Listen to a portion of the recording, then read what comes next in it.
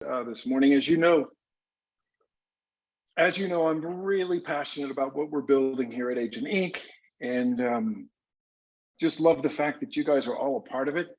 And each one of you are so important to us. And so today, we call it John's Corner. And, it's a chance really for us to just come together and have kind of a mutual granular insight on the status of the evolution of Agent Inc., as well as to explore, firsthand observations and recommended approaches to our ever-changing market.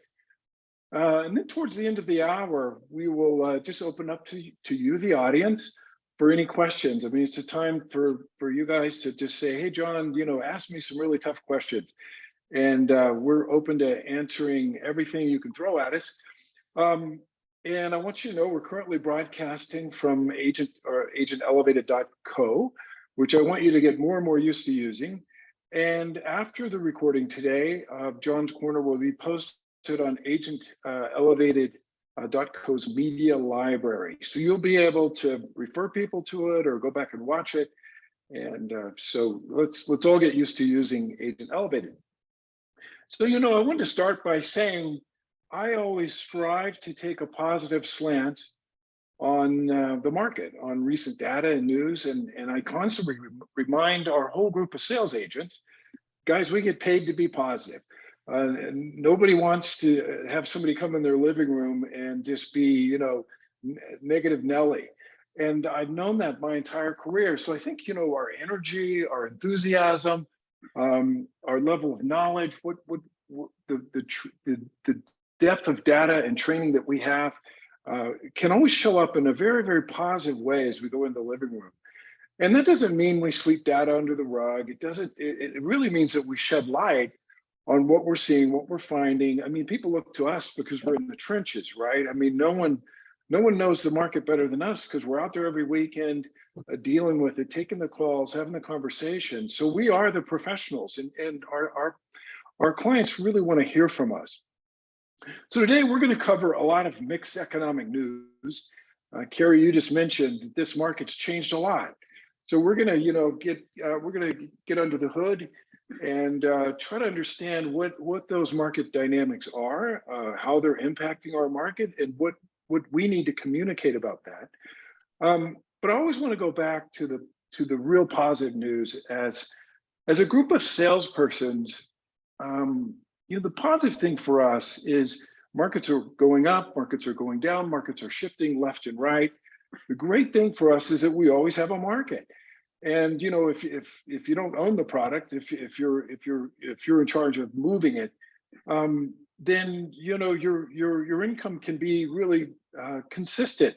And you don't have to worry too much whether it's going up or down. You just have to be able to guide and create expectations that are realistic so that you perform. And that's the whole trick. So, the good news for us is we've got a market. The challenge is, do we want to be a part of it, and how are we a part of it? And how are we as leaders with the information that we have? I was just talking to Scott, and the market has shifted so dramatically since August of 2022 that a lot of us don't know what to say. We have an agent. We were just talking about an agent in the desert, and they had 3 price reductions, and still nothing's happening. So they don't know what to do or say. And so what I want to do is really drill down into some market dynamics today, so that we have just a little broader vision of what might be happening in our marketplace and how we can help our buyers and sellers. So before we get into market dynamics, I want to take this opportunity to talk about Agent Inc., this platform that we've built, this platform that we think is the best one in the world, with a platform that we think can compete globally. We've put a lot into it over the last few years, a lot of time, effort, and money. And so just kind of remind us all what that vision is.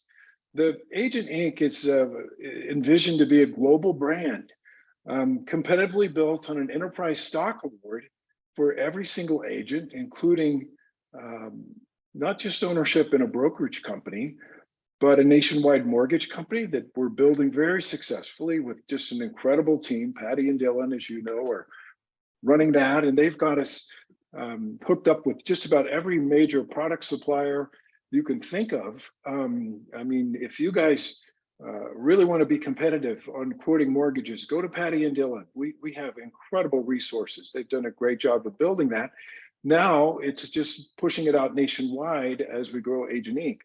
The other thing we're working on is a nationwide title company, of which, going back to the enterprise ownership of your stock awards, could be something that helps make Agent Inc. the most valuable real estate company in the world, as well as escrow and settlement services, international auction, media, and other synergistic ancillary companies, including our commercial division that, as you know, Jerry's doing a great job of building that out. We want to grow that nationwide. So it's a very unique vision.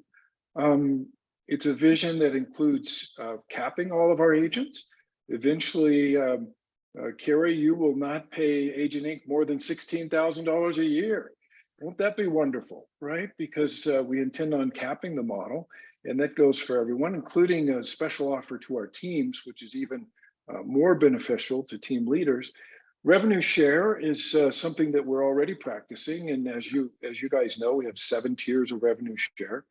And the office, you know, the vision includes a virtual office. So in other words, getting away from mortar and brick, shedding our offices, putting our money back in your pocket, which is where it belongs, right? I mean, if we can give more back to you and create more opportunities for you, we know we'll be successful.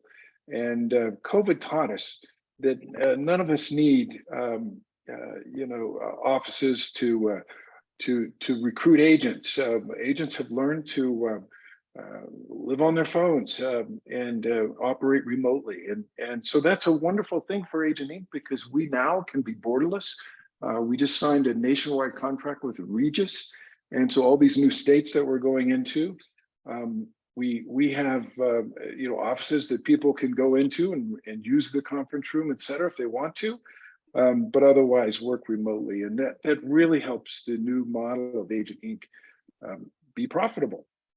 And so as always, and this comes a little bit with my personality, a high level commitment of state-of-the-art marketing that is aspirational while appealing to all price points. And that's so important.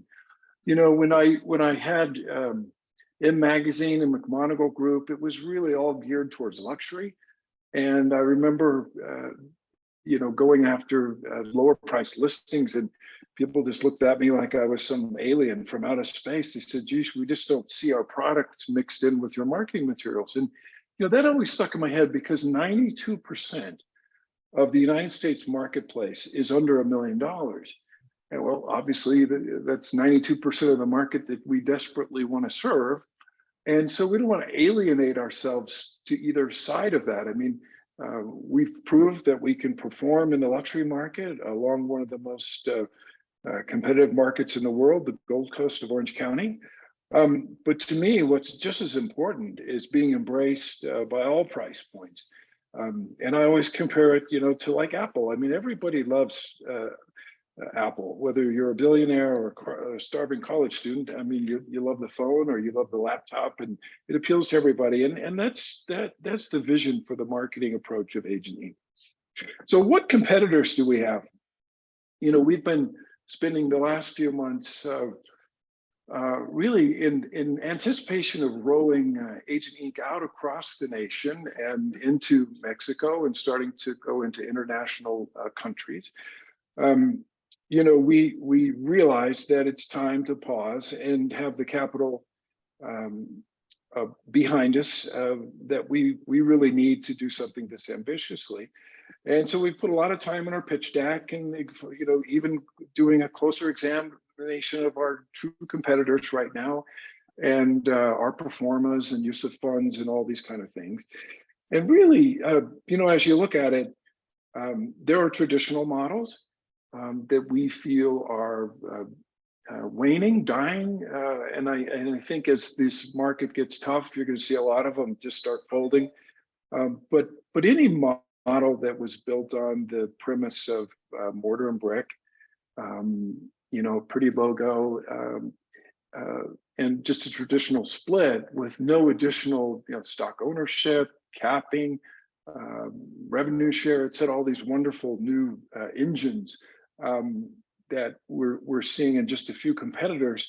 We really feel like you'll see the landscape shift into who we feel are the top three competitors, which is a fairly new company out there called Real. Real has many of the things that we are,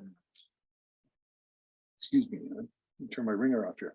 But Real has many of the things that we are bringing into our model, which is stock ownership, capping, and a revenue share. They have a ticker symbol, REAX, and it's just thrilling for me to watch them growing. They were just a few hundred agents a couple of years ago, and now I believe they're over 7,000 agents. So that's an affirmation to us that we're onto the right thing. EXP is another one. Of course, they started earlier than Real, but they've had tremendous success with these three fundamental engines in their platform. And they are the fastest or the largest and fastest growing real estate company in the world. And that gives us great hope that Agent Inc., which we feel are doing things better in a more expansive way with our enterprise, just has a great future ahead of it. And EXP, as you may know, its ticker symbol is EXPI. And I think there are over 75,000 agents now. And that's just really encouraging to us. Our COO, Mike Taylor, likes to say they've been the pioneers and we can be the settlers. And it's just great to see this business model having such wonderful success in the marketplace because we feel like we're coming in behind them and learning from the mistakes that they made and outpacing them with certain areas like our branding, like our marketing, and our focus on building your equity in a much more expansive enterprise. So we love this. And Fathom's another one, slightly different, but they also have a ticker symbol FTHM. So I want you to follow these companies, be encouraged by their PR releases, understand where they're succeeding, why they're succeeding, and you'll want to know as you're recruiting out there to Agent Inc. in order to get revenue share, just why we are more competitive, why we're a better mousetrap, why we have a better platform. So just encourage you all to get more familiar with those brands. Let's talk about the execution. So, we've been at this for a little over 3 years. And I've invested just about every commission I've made as the founder. And right now, our team has just done a great job of building the tools that we need to kind of close out our Series B private placement capital raise, which we're in the process of raising $12 million right now. I hope to close that out very soon. So that we have the fuel to, grow in the manner and timeframes that we have set forth as goals as a company. And just, part of those mechanics are we're just completing our public shell purchase. It's nearing completion. Mike's very good at articulating all the things that have to be done. That shell itself, because it had shareholders in it, is completing its own audits that are due every year, and that gets it trading with the SEC. And then as we move our companies, our ancillaries, into our holding company that we created in Delaware, then many of those companies have to be audited before they can go in the public shell. So it's, nothing's easy. This is development. But we've got great SEC attorneys involved and great people working on this for us, and we're excited to hopefully reach those goals this year in 2023, so that we can have a company that's trading and that you can begin to see your liquid stock value every day on the ticker symbol. So this is all very exciting to us, and we're glad that our original vision is getting closer and closer to completion. We've had this mantra now for a few months, 50 states, 50 countries in 50 months, and that remains our goal. To be honest with you, and we're always strive to be honest with you, somebody's told me the other day, don't ever say that. And I agree with them. We should all take that out of our vocabulary.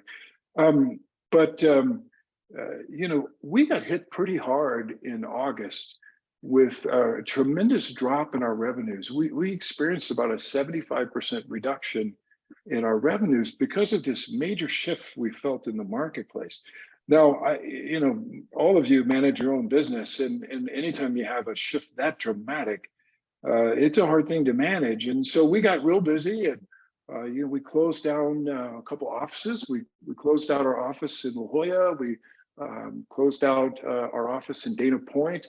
We laid some people off. We got on the phones and negotiated with almost all of our softwares, and really brought our, we got very aggressive in bringing our budget down, because we don't just be sitting here burning cash that is you know, hard to come by, especially in the face of audits as we move forward into being a public company. So, you know, we've had the same challenges that every brokerage has, you know, industry-wide, and that you as agents are experiencing with this shift in the marketplace. So, you know, we just want to be transparent about what we're doing. And if you have questions about anything, we want to answer those so that you're not left wondering what we're doing internally to be responsible with this shift in revenue.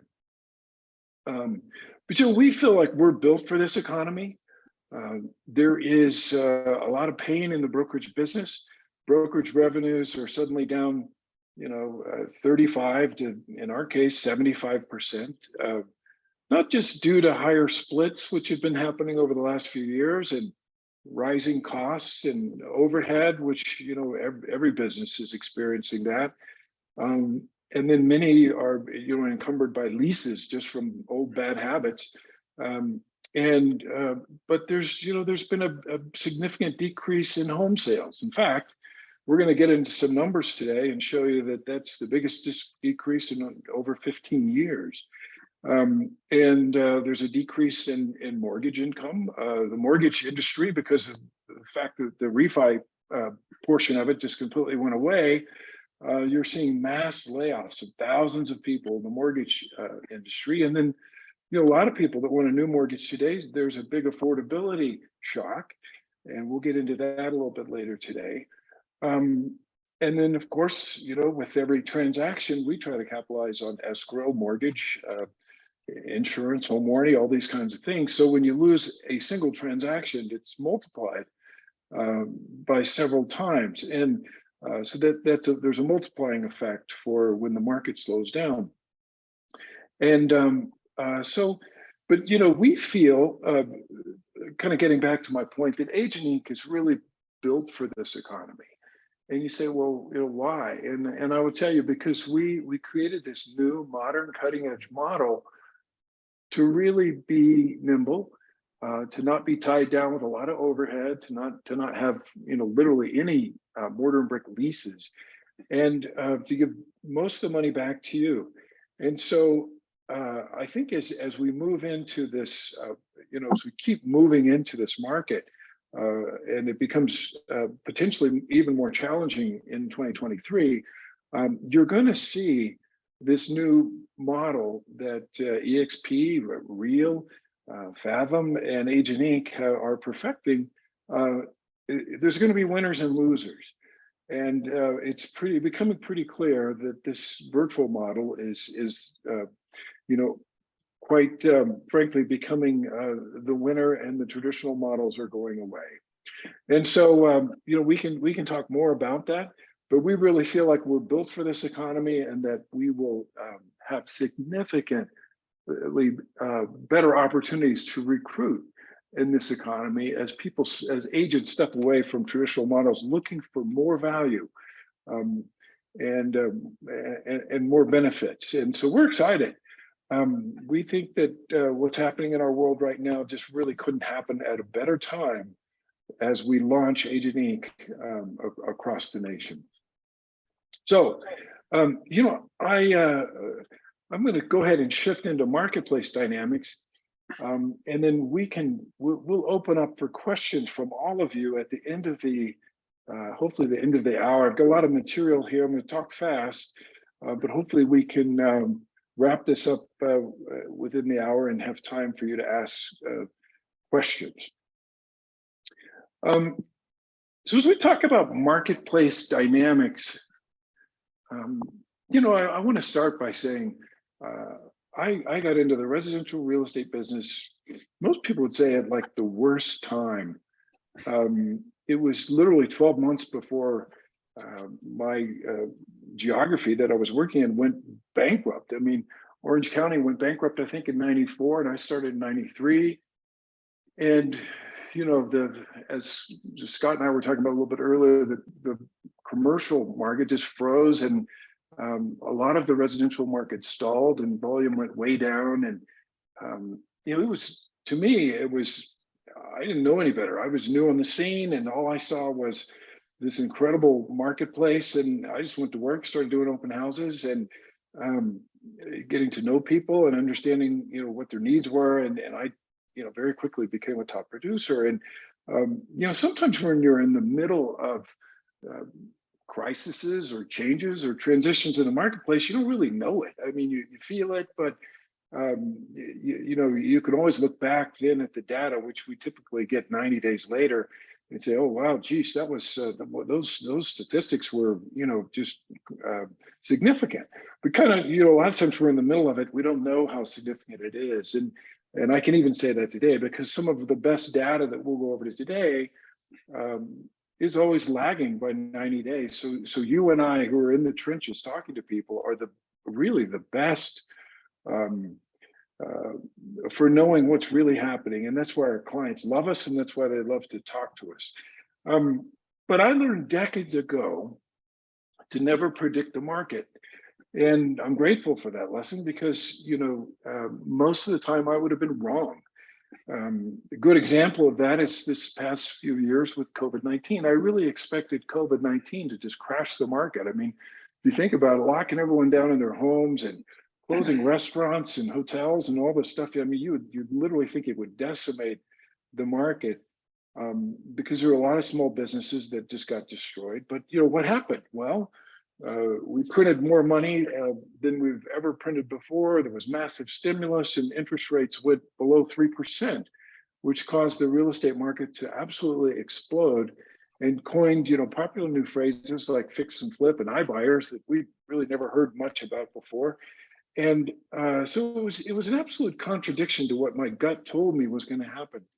And going back through the marketplace, that's happened to me time and time again. So in our sales meetings, you'll never hear me stand up and say, oh, I think the market's going to be great, or, oh, I think it's going to be doom and gloom. I'm not qualified to say that, because I can't see into the future.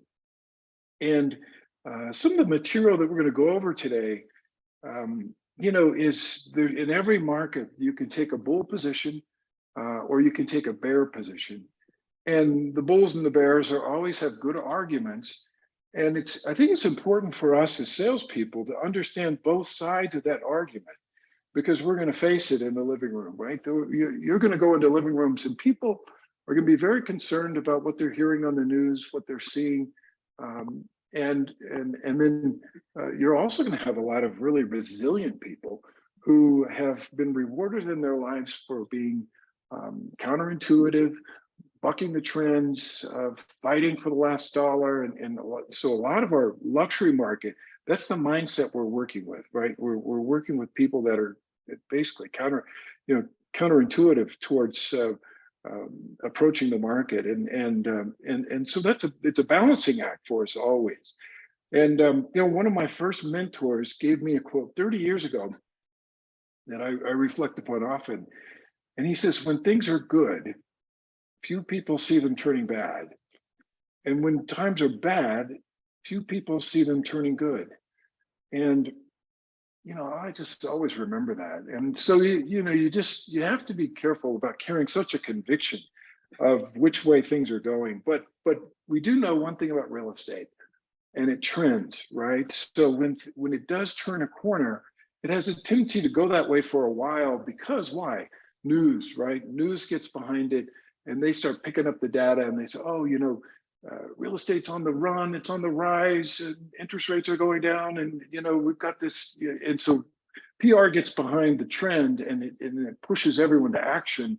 And so that'll be a trend for a while. And then when it turns, the news gets behind it and everything's doom and gloom, and they start saying, oh, the bottom's falling out again and real estate's heading lower and rates are rising and all this stuff. And so the actual mainstream news is a factor. And you have to know that and know that, things aren't just going to turn around tomorrow. It's a train that usually takes a little while to turn. And so that's important to recognize. Which brings me to kind of the bulls and the bears argument today. I've been watching videos. Some of our agents are putting out some great videos, getting presence on social media by talking about just some very simple indicators in our marketplace. And this is logical. Real estate is supply and demand business, and today, we have agents going online and saying, "Hey guys, this is not a market crash. We're not anywhere near the market risk of 2008 because we've got low inventory. We have a low amount of distressed sales in the marketplace, which is true. We have an abundance of equity in housing, which is true. I mean, the values have jumped up significantly in just the past few years. And so there's, people are sitting on paper equity. Many clients comfortably in their homes with approximately 3% mortgage payments from this, historical refinance boom. And that's true. I mean, Forbes wrote an article and said the market's trapped or it's frozen. And that's why you don't see a lot of inventory, because people, where are they going to go? They've got a nice 3% mortgage. If they can't make their payments there, they don't want to move out, because that's their best chance of having an affordable house at the moment. So it's kind of put in a kind of a historical freeze on people wanting to sell their house despite whether they're struggling or not, because they've got a low payment where they are. And there's always a debate of whether we have way too much housing than what we need, or if we have a need for more housing.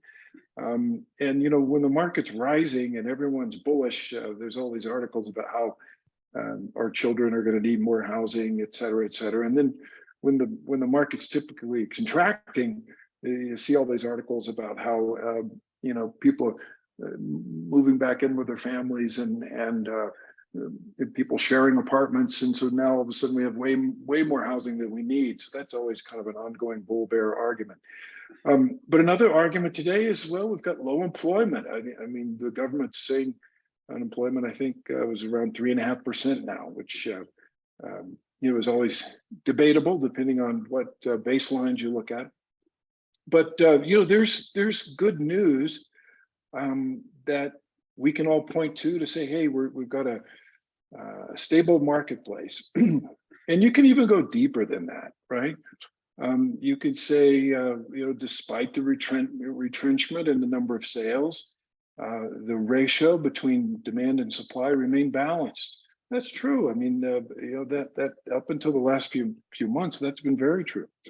Because of the number of refinances that took place, and we touched on this a little bit earlier, homeowners are electing to remain in their homes with lower mortgage payments. The current pullback in the number of sales is not fundamental, like the crash in 2008, which was caused by giving auto out loans to home buyers that couldn't afford them. A very different circumstance, during the last few years. And unemployment remains at multi-year lows. So just kind of, really affirming some of those positive things that we could point to as a bull in this real estate market. And, I've been through several ups and downs. The 08, 09 crash was really the harshest that I remember as a sales agent. I was developing some properties, and it was just a horrible time, a time of where you spend most of your time mitigating circumstances and just getting punished for having anything to do with the real estate market. And, I kind of remember hearing there were some great economists in 2007 that kept coming out and saying some of these same arguments that we didn't have enough housing, that we had a solid housing market, that there was all this equity in these houses. So, one cautionary flag I would have to you is that I heard a lot of these arguments right before the crash in 08 and 09. So that makes me a little timid of just taking those at their face value without drilling down a little bit further. So now let's flip over to what a bear might say today. And I'm going to stop for a second and just share a couple of experiences lately with you that might just give you an example of why we want to look at both sides of these arguments. So I did a listing presentation on the Bayfront. Great house, great location, estate sales. I think there were 3 children really wanted to sell it. And when it came to price, I gave them an accurate price of what I really thought we could get for it, which was $22 million. Well, these folks, come to find out, they were bears. They were very concerned with some things that are happening in the world, happening in finance, and they chose to list with a different agent at 17 million because they wanted to get out of the marketplace very quickly, sooner than later. And they did. They brought it on for 17 million. I think they had 6 offers, which is unusual for a price point like that. And they clipped out at I think 17.5 very quickly. And in looking back, just maybe 6 months later here today, they made the right decision, because I think well maybe I could have gotten 21 or 22 for them. That was a good question. Probably today they're really looking smart for what they did. So the bears won, and the bearish real estate agent won because she struck a chord with them, and they had trust in her assessment. And so I think that's important. And so I'll take a similar or the exact opposite situation. When I had the opportunity to do a listing presentation in Pelican Crest just a few weeks ago. And I looked at the market. I looked how very few things were selling. I said, geez, this is a non-view property, even though it's beautifully remodeled. And Shady, you helped with this one. But we said just 16 all day long. You're not going to get more than 16. And yet, this was a person who wanted to hear a higher price, went with an agent who was bullish, and told them that they could get 22 million, almost the exact side of the scenario. And so there it sits, and it's sitting on the market now for 22. And lightning may strike, they may sell it, he may prove to be right. But those were just 2 experiences in the living room that tell me that we need more data. We need to be more convicted of how we lead people and why, and have more success in articulating our arguments. And so let's kind of move into some of the bearish arguments. There's some recent quotes out there by some pretty amazing business leaders that kind of cause you to stop and scratch your head and say, geez, why would somebody say something like that? And one of them was our well-known Warren Buffett. Just September 23rd, 2022, a month after I noticed our market having a significant slowdown, he came out and started talking about the crash we have coming will be worse than 1929.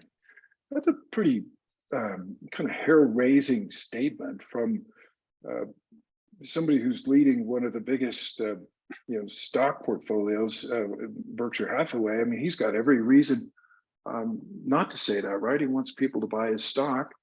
And so why is he coming out saying that? And we gave you a link to watch, and he starts talking about America and how you know, in 1929, it took 20 years for the stock market to get, you know, it crashed when it was 400, went down 83%. It took 20 years to get back to 400. And he says, you know, I think America has potentially some lost decades of growth ahead of it because we've shipped all of our jobs across the world. We're a service country now, and you know, we've got a lot of rebuilding to the fundamentals of our economy in order to be you know, a leader again and actually have growth, real production growth. And so it's an interesting article. Another, you know, bearish video for you to watch. I'll give you a link here. It's by Charlie Munger. And the title of that is Why Nobody is Talking About This. And that one has a lot to do with what we're going to get into here in a little bit, which is a sovereign global debt bubble bursting. And he's just saying, hey, not only is America printing way too much money, and it's become a problem they may not be able to solve because the only fix is printing more money to buy their own treasuries, which is the exact opposite effect of what they're trying to fix, which is inflation. So all of this points to, you know, higher interest rates, which none of us want to hear. The affordability of higher interest rates is slowing the marketplace. And then the idea that we can't tame inflation anytime soon is also something none of us want to hear, because those two combined have just a historical impact on affordability right now. So I think it's important to, you know, to watch those videos, really understand what they're saying. And then, you know, even our friend Jeff Bezos came out and said, hey, Americans, if you're thinking about buying a big screen TV, a car or a house, you might want to wait on that a second. He said, just be conservative right now. So these are just amazing leaders that we have that are giving us cautionary flags to say, maybe there's something bigger happening here than what's on the surface. And, you know, in the trenches, just in doing some deals, one of the top agents for Coldwell Banker and Coldwell Banker in Orange County told me just in October, he said, I've just watched demand for luxury housing leases, which we've noticed as well, and luxury housing, he said, it just felt like it went over the cliff. Okay, so that's somebody doing a lot of volume, very entrenched, and that's what he's telling me. Kind of makes you stop and say, wow, it's, you know, there's something going on here. And then the largest luxury car dealer, used car dealer in Orange County, told me the same thing. He said something happened in August. And he said, by the time he told me this in October, he said, luxury cars have quit selling. He said, he said, I'm lucky. I own all my cars by cash. And so he said, all the stuff I bought is sitting on my lot, not moving. I wrote it down 30% loss, and it's still not moving. So, you know, there's some in the trenches information that you know, is interesting. And then Elon Musk went on to say, he quoted, same thing, you know, during the pandemic, cars just started selling for crazy amounts of money. Lenders, unfortunately, appraised them at those amounts and loaned on them.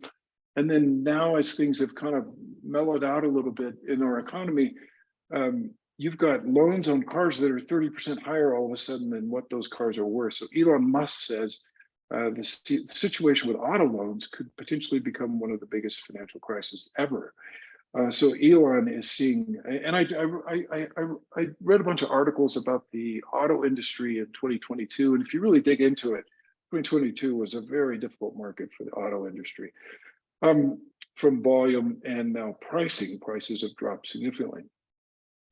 So let's fly up to 30,000 feet and take a broader look at our current market underpinnings and just try and see what's causing the lowest number of pending sales in 15 years and a sudden drop in housing values of 9% to 32% in various markets. And I think the question for all of us and for us to, you know, we don't have to be convicted about it today because, like I say, I don't like to predict the market. But I do want to have a better sense of how to guide people. So, you know, we want to start understanding, is this the bottom of a dip? which Americans love to buy the bottom of a dip, don't we? I mean, we have succeeded at that for decades and decades and decades, and that's been a great strategy. Or if this is, the tip of an iceberg, if it's something more significant, like Warren Buffett and Charlie Munger are saying in Forbes, and a little bit later, we're going to get into a PIMCO article. So, we talked a little bit about the global sovereign debt bubble, and you're probably not going to hear too much about this in mainstream media, but we are hearing more about it, and it's a problem. And countries, are having a difficult time dealing with it. Their bonds and their treasuries are getting downgraded from AAAs to almost junk bonds, and we're seeing this in many countries. It's creating a lot of problems. There's right now $226 trillion of global debt and rising. And the scary thing is how aggressive it's rising. And of course, higher interest rates hurt that because that makes that debt more expensive. So one of the titles of this article, or John's Corner, is "A Snake Eating Its Tail."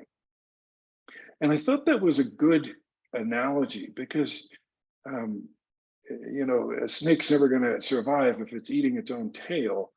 And that's what much of this news is telling us. What comes with global sovereign debt bubbles bursting is all of a sudden, just a couple of years ago, there was more cash in the markets than people knew what to do with. The Fed had printed more money than it ever had before. There's something like 85% of all money that was in circulation had just been printed in the last 2 years. I mean, that's astounding, right? Well, now all of a sudden, with the sovereign debt bubbles bursting, what happens is money gets tight. So you enter into another financial crisis where money starts to get tight, equity starts to disappear for development projects, lending starts to get tighter and more selective. And there was there's an article that I included here, and you're going to start to see it. Wells Fargo stopped lending. I think they're the biggest residential lender in the United States.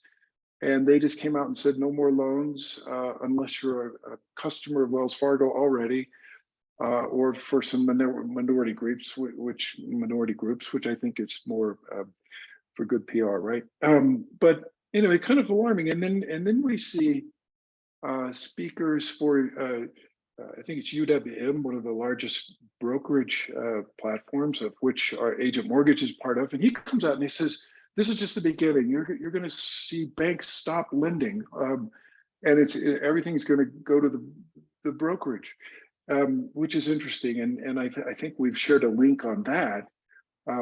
So you're going to see more and more tightening of cash equity and selective lending platforms, which obviously makes the world slow down, right? It makes investment slow down, and so those are challenges. And this whole thing, the snake eating its tail. I read this the other day.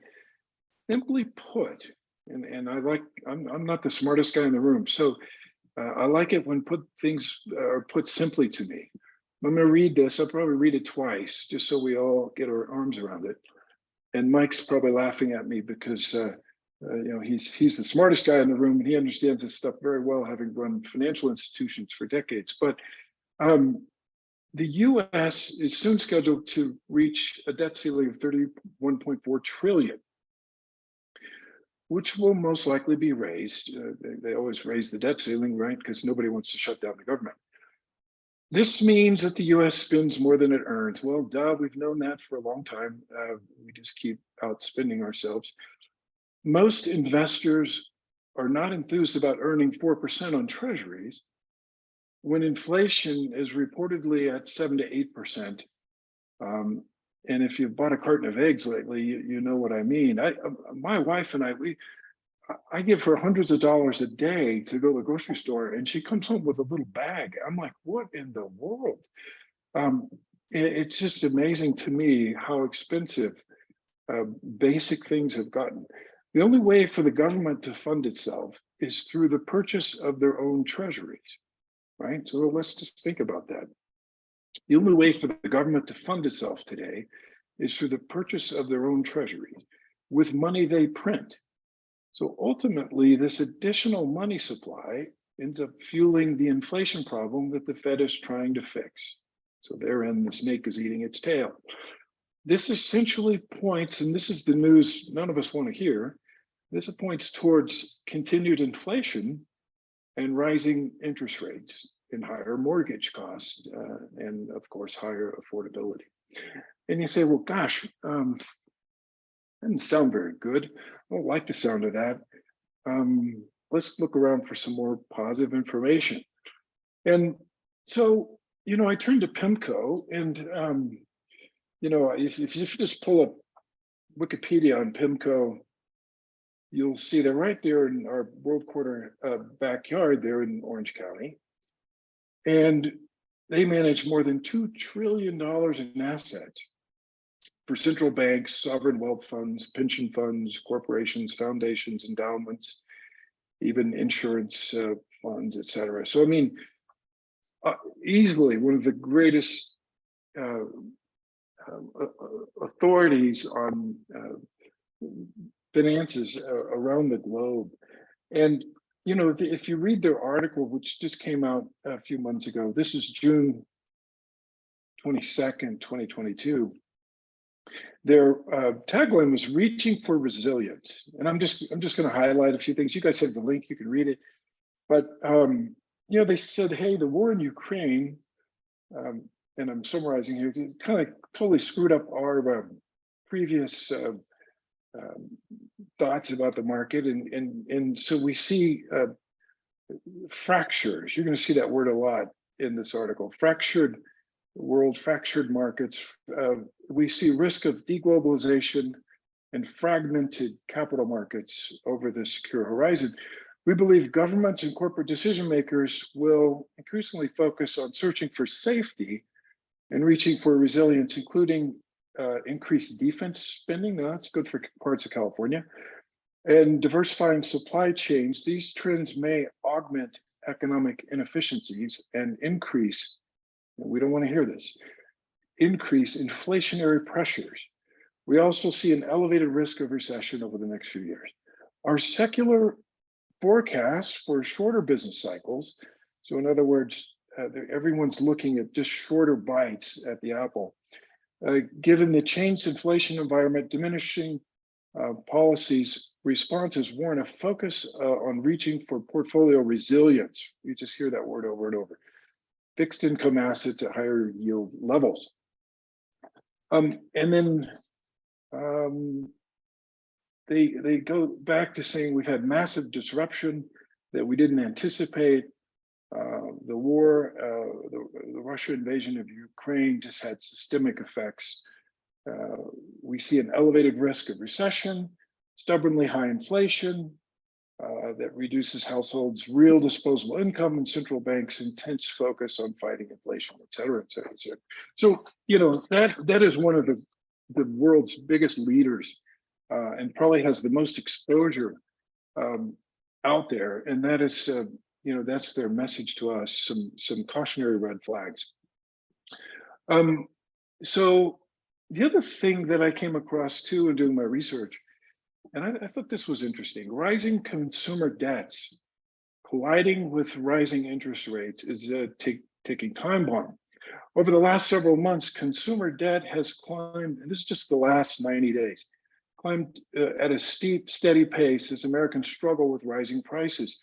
November 2022 was no different, with consumers piling on another 27.9 billion in debt, with 7.1 increase in consumer debt in November. Americans now owe a record 4.76 trillion, which, I mean, those are big numbers. They mean nothing to me, but sounds like they're growing fast. So this is a big problem for the Fed as it tries to battle rising prices with interest rate hikes.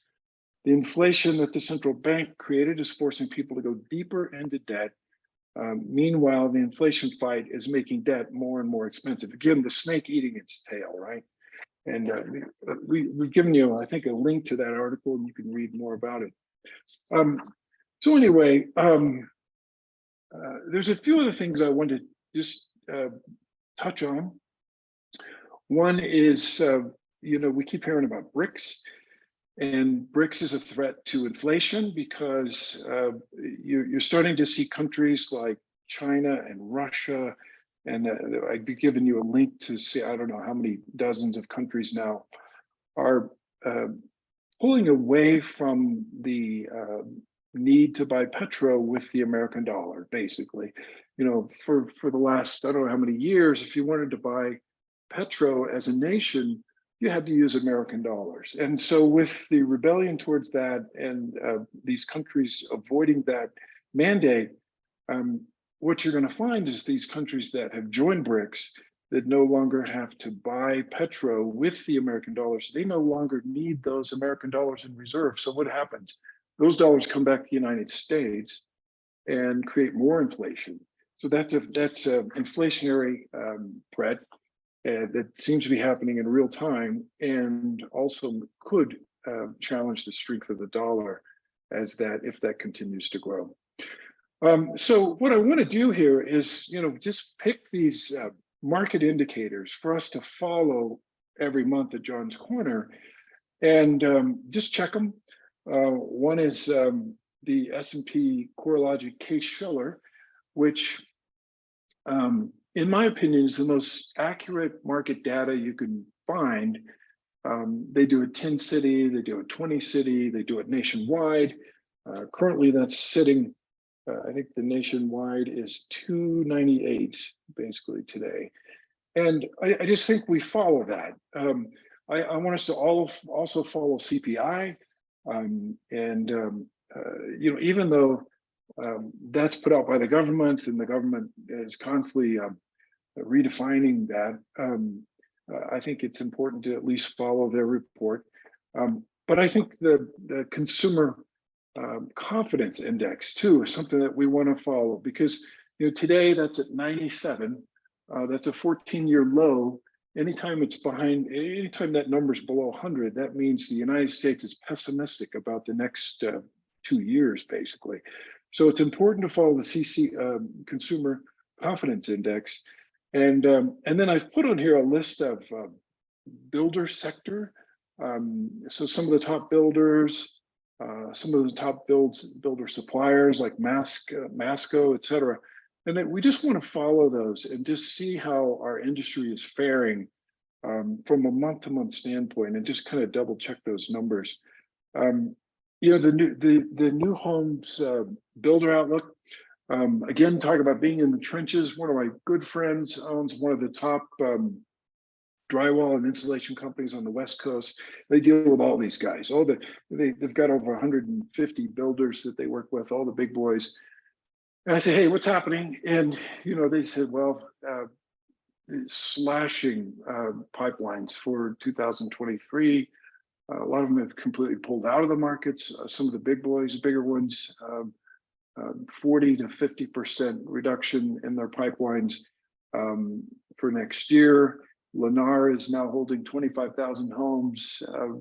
There was an article, they just went to a private investment company to try to lay off 5,000 of them. So, we're going to talk about strategies moving forward in this marketplace, and new home builders are one of them. So we'll get to that in a second. Well, let's see. We're closing in on the hour, and I'm not covering everything I wanted to today, but I'll just sweep a bunch of these articles aside, and I'm going to go over just kind of a short list of my recommendations to you in approaching this marketplace. And a lot of this is based on my experience. And guys, I've done better in my life in declining markets than I have in sharp rising markets. So I don't want you guys to get down or depressed on all this news. This is all information that we need to be utilizing to implement into our strategies and help our clients make the very best decisions for themselves that they can.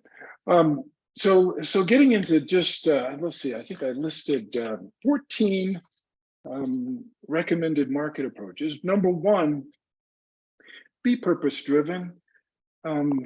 at the end of your life, that's really all that matters. What is your purpose? I mean, you cannot fake loving your fellow man and caring about your community. And when you care and when you help, people take notice, and that's when you build trust. And as a real estate agent, your success out there in the community is really all about trust. So, if we just focus on, okay, I love my neighbor, I love my community. How can I get more involved? How can I be helpful? Whether I'm making an immediate commission or not, just how can I really embrace my community in a purpose-driven way and become a valuable member of it. And so that should always be our number one. Um, but I think number two is doing what we've done today, and that's just obtain a sober grasp on what is happening within your micro market. Most are declining, but there's a few that are improving. And one of the links I gave you was, I forget which moving company it was, but it showed a map of where people are moving away from and moving to. And obviously there are some markets that are benefiting from many of the things that are happening in our country. We hear a lot about Florida. Boy, I got a friend, Billy Nash, that works in Palm Beach, and the guy's just killing it. I mean, all these people from New York and all over the country are moving to Palm Beach, Miami, Tampa, all these different communities in Florida. And so those are examples of micro markets where you need a different strategy, right? You can sit on the market longer, prices are going up. You can take a different listing approach, kind of be shooting for record numbers because those markets are in high demand. Most of the country is declining at the moment, and Case Shiller and many of these graphs that I have for you show that. One of the ones that we didn't go over was a nice graph included in that link, but what I liked about it showed that affordability peaked in I think 6/21, so June of 21. But then it also showed just the last few months the difference in affordability, not with inflation included, but just with interest rates. But if you borrowed $1,000, if you got a loan and you were paying $1,000 a month, I think 3 months ago you could borrow like almost 270, and today it's like 163. So big difference that just the rapid rise in rates have caused. Also coupled with inflation and other things. So it's a big shock to the marketplace, even though these numbers aren't out of, they're really not that far from the average over the past decades. They are a big shock in a very short period of time. So we just need a sober grasp on all these things that are happening, both on a broad scale and in our micro market. So stay educated. And then, I'd recommend that when you sense that, a recession could be happening, be quick to adjust your budgets and personal overhead every meaning way possible. We are procrastinators, and it's easy to just put these things off and really not spend our time working on our personal budgets and shelling overhead. But this is an important thing to do right now, especially if your micro market's declining. And then, get ahead of any declining markets by underpricing your listings. That's number 4. And just like the Bayfront I talked about earlier, they're thanking that agent that struck a chord with them and got them out early. Raise the commission percentage to the selling agent on your listings. So never underestimate incentives. We were going through an economic downturn back in the 2000s, and Donald Bren came to me and he said, I've never gone outside my internal sales group, but John, I want to hire you to sell my last phase of Pelican Crest lots. Now, this was a huge honor. These were selling 3 to 10 million basically at the time. And then he said, okay, if I give this to you, what's your strategy? And I said, well, lower your prices. And he said, no, I never lower prices. I'm not going to do that. And I said, well, raise the commissions then. And so he did. And we raised the commission, gosh, I forget how much now, but basically I could offer a buyer's agent 4, 5, 6%. I mean, it was a lot on a 3, 4, $5 million lot. And you got the brokerage community's attention. And that's a big opportunity for all of you right now, is focus on who the builders are in your micro market. Trust me, they all need help right now. And they've been selfish the last couple of years because they didn't need you. They probably weren't offering much, if any, commission to the buyer's agent. They weren't networking with them. They weren't going out to them. This is your opportunity to go to them, sit on their doorstep and say, hey, look, you need my help right now. And here's what I'm going to do. I'm going to network this for you. I'm going to list them. I'm going to put I'm going to raise the commission to the buyer's agent. And you'll have the same success that I did back then. We sold every single one of those lots. He hadn't sold one in 12 months. So I got them all sold, I think, in the next 9 months. This is a wonderful opportunity for you.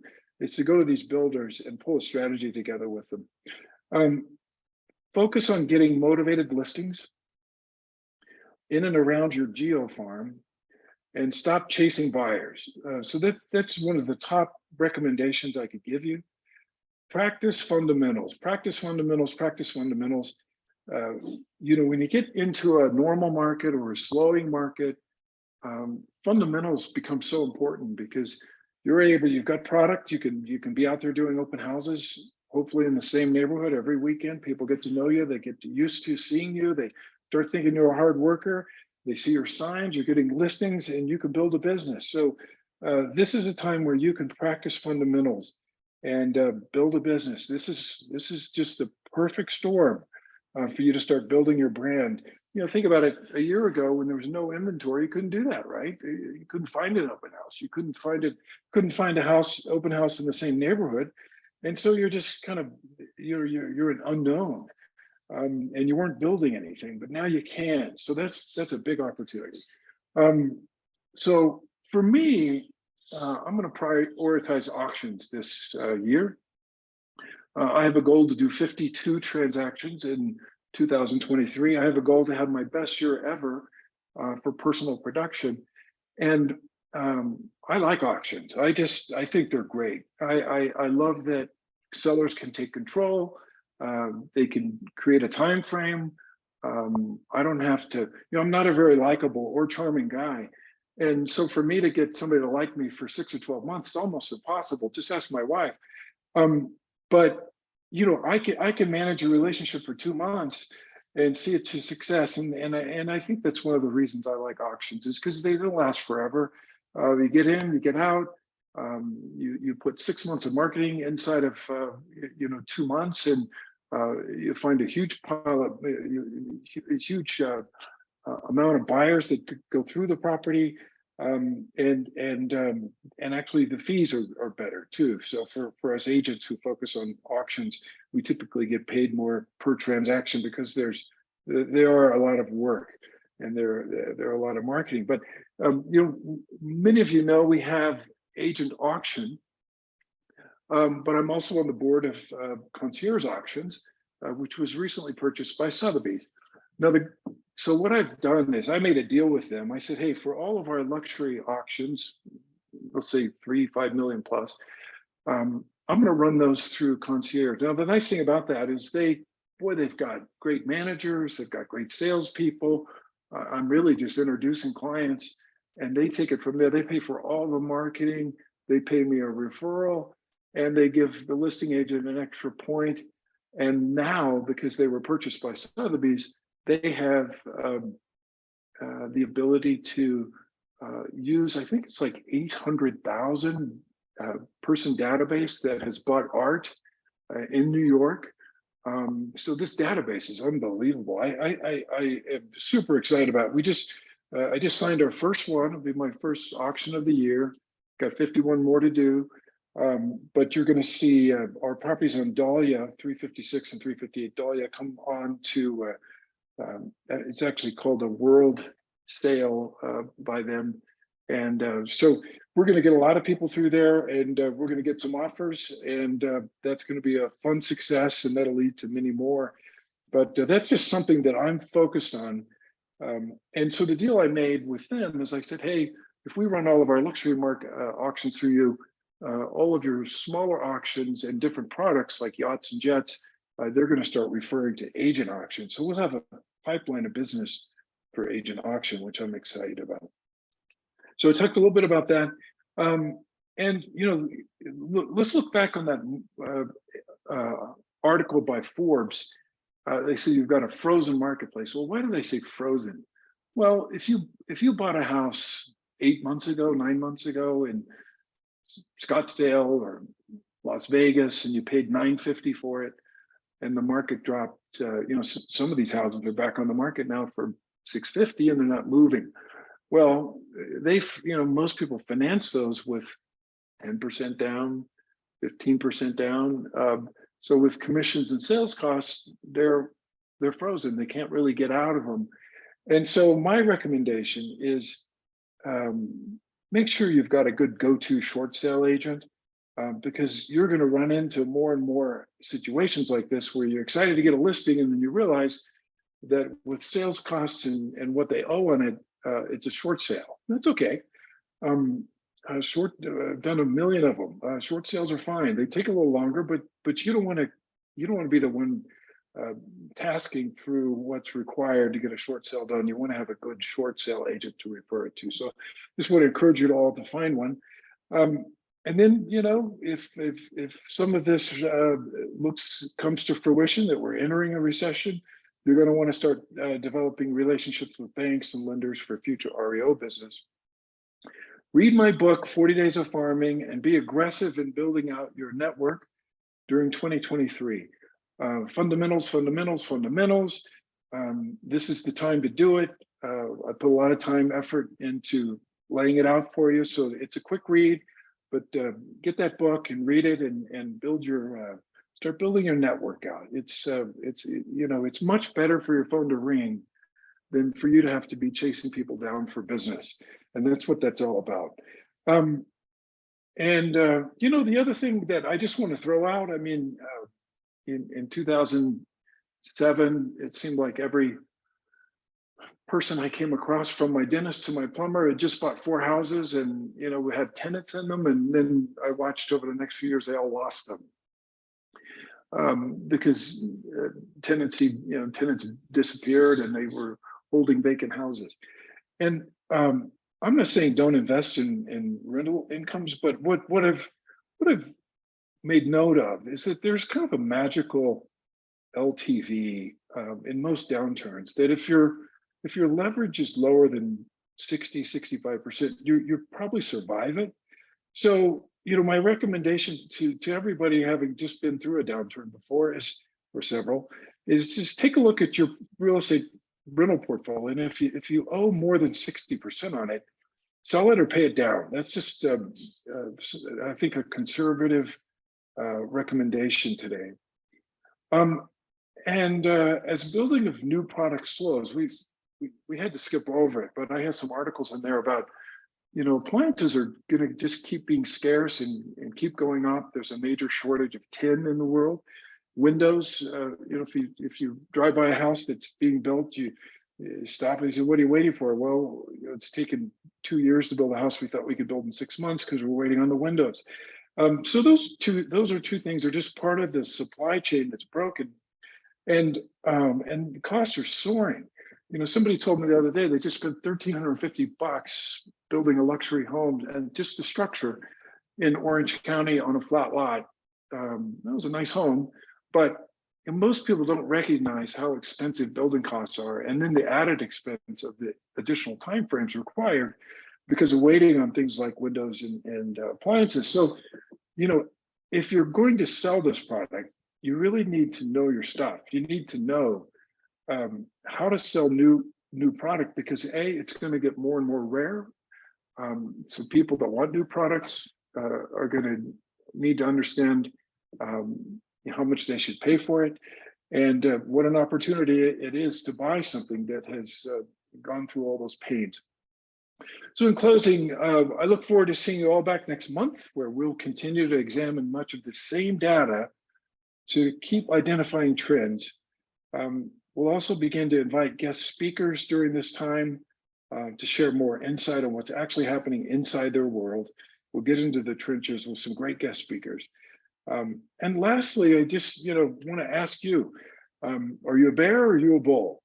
And like I said, you don't want to always predict the markets, but if you're going to lead people from the living room, I think it's it's good to at least probably lean one way or the other on which direction you think the market might be heading, and to really be able to share that information in a disarming way that helps them make the right decision. So we all want to just dig in, continue to dig in and learn more and become more professional. And of course, as always, I'm wishing you much success. And I thought we'd end with a quote. Franklin Delano Roosevelt, he said, "A smooth sea never made a skilled sailor." And that's a quote I think of often. So we've got some choppy waters out there. We may have some big waves. So we want to be good sailors and know how to navigate through them for ourselves and for our clients. So anyway, that's it from me today. I want to open it up to you guys and just field some questions. You got any questions for us? Hey, John. Jada, don't be bashful. Hey, John. This is Daniel. Yeah, is this Daniel? Hi, Daniel. Thank you so much, first of all, for taking a whole hour to just it was super helpful. Super helpful. Good. Thank you. Well, I hope so. I'm trying to arm you. John, hi, thank you so much for all the information. It was wonderful. I'm hoping to get more information on that auction platform. Are we going to have Yes. that call that you mentioned with them to get the ins and the more information about it? So Shada, let's see. I'm happy to get with you individually anytime. Just call me. I can run through all the details with you. They are bringing their team out to actually serve us all dinner in a month. We're trying to figure out where we're going to have dinner, but their team wants to just serve us a nice dinner, maybe somewhere in Fashion Island or Mastro's or somewhere, and then we can learn more about the program, ask questions.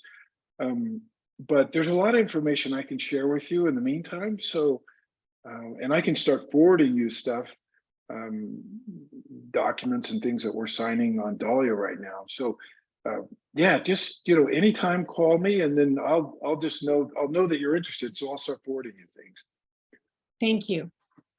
Yeah, and it's always good to go on their site. I think it's. I did. I did go on. Okay.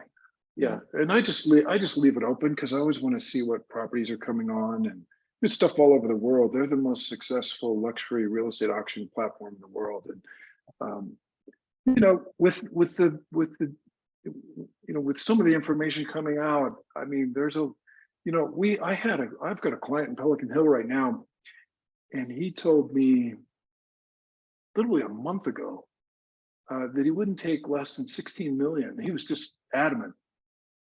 And this morning he told me he'd take 10.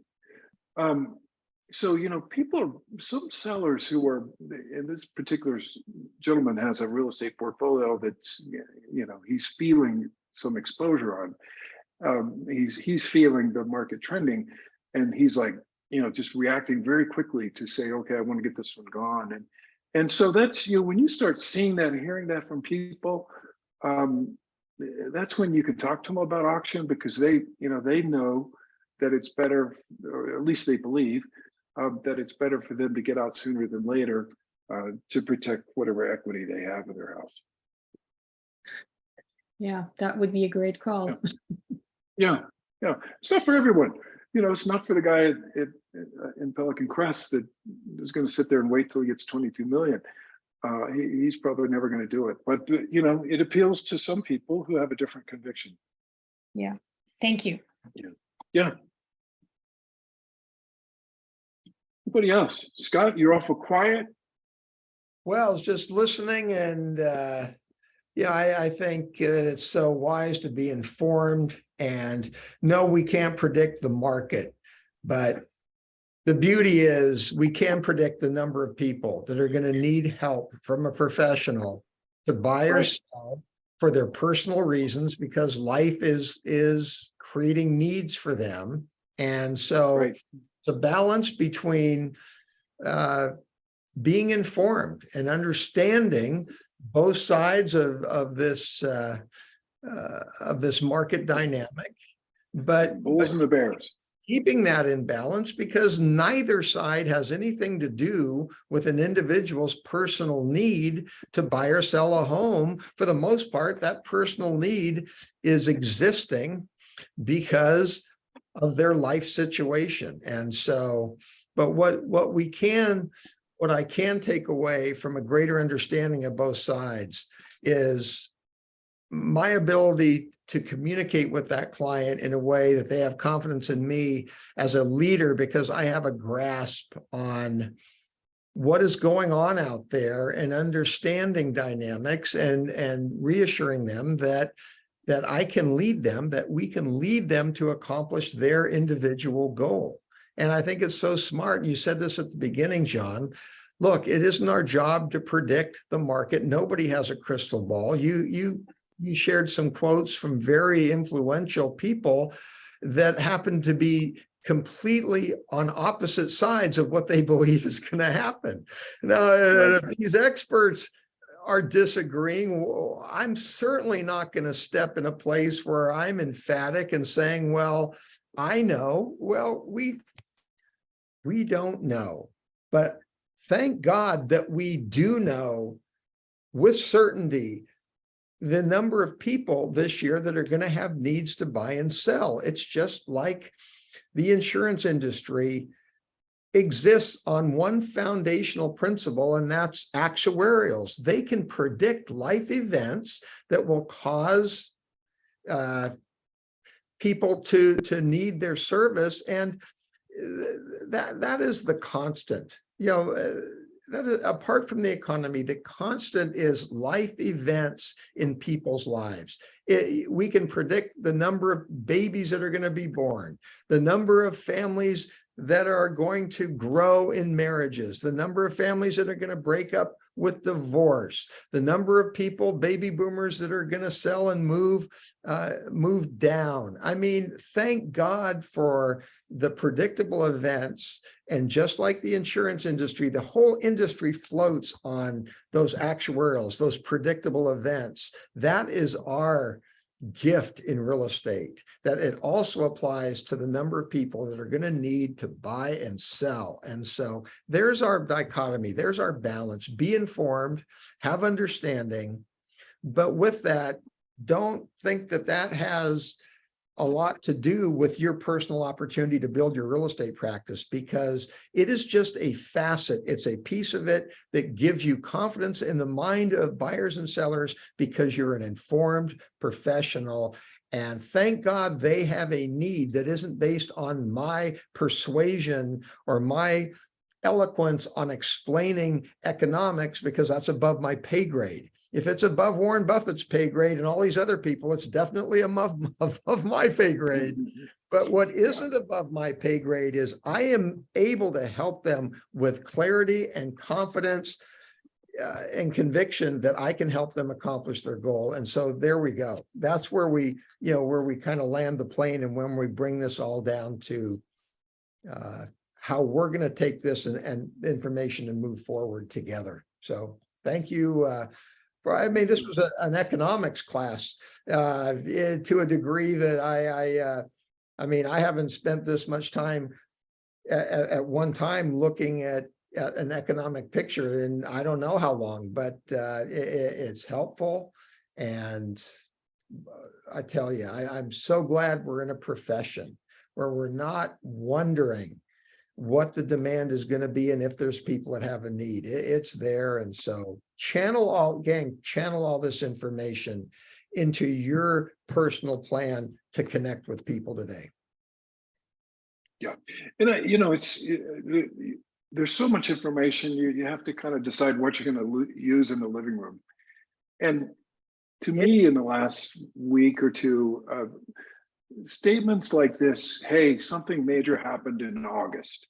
I don't care who you talk to, their business shifted in August, whether it's car salesman or software salesman, or, I mean, something happened. And, you know, and typically who you say that will say, oh yeah, I've heard that, or it happened to me too, I noticed that.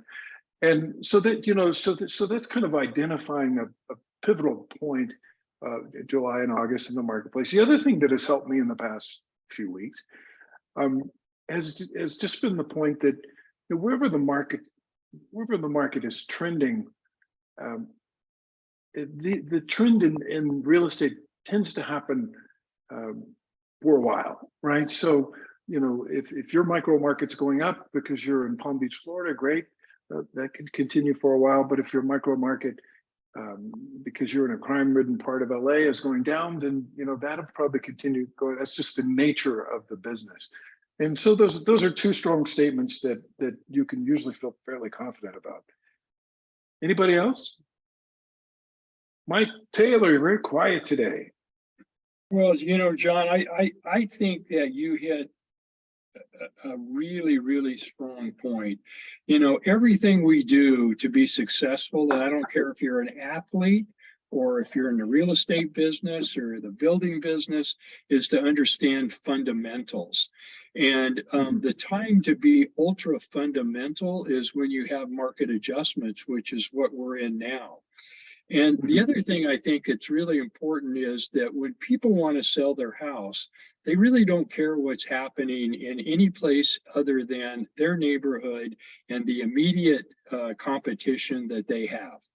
Because everything else may be great, but all they care about is how are you going to help me navigate everything that's going on to be successful in my local market. And so I know in our Monday morning meetings, I've encouraged everybody to get to know their local market, understand what the economic trends are in their local market, be able to talk about if you want to sell today, you know, there's been 3 buyers in this price point, you have 10 listings, so you have to be competitive, or there's been 3 buyers and you have 1 listing, so it's easier to be competitive. So know your local market, because that's what's going to persuade people as to your ability to navigate them through whatever market we're in. And I'll just share one other thing I learned in the S&L crisis, and that is if you want to be successful in selling real estate, always price it where the market's going, not where it's been. And John, Exactly. Let's get back to what you were saying about lowering prices, etc. If you're pricing to where the market was as opposed to where it's going, unless the market's rising, you will not be successful as a seller. Period. Doesn't matter how much money you spend, doesn't matter who your agent is. You know, you have the wrong strategy for the time period that you're in. So all of these things are fundamental. If you pay attention to them in your hyper local market, your advice will be invaluable to anybody. And anybody who chooses not to listen to you, you can't help them. Don't worry about it. You know, just wait them out. Yeah.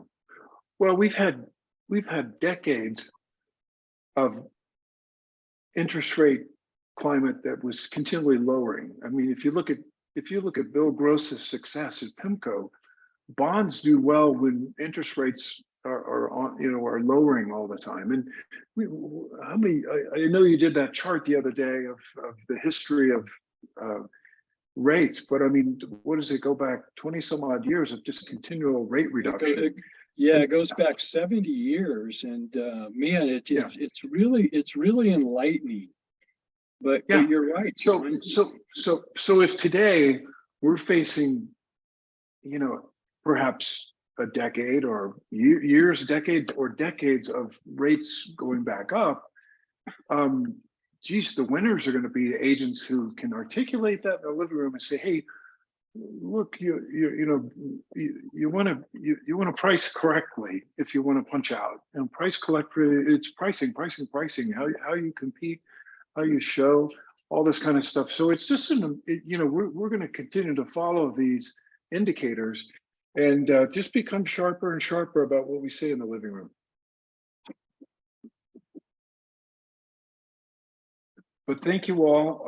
I'm going to go get a glass of water. I'm a little drunk, but anyway, thanks for attending, and please do share and send it off to whoever. We're going to send you a PDF of this John's Corner, and you'll be able to click on those links and spend the evenings reading some of this fabulous information. But hope to see you back in a month. Okay. Thanks, guys. Thanks, John. Thank you. Thanks, John.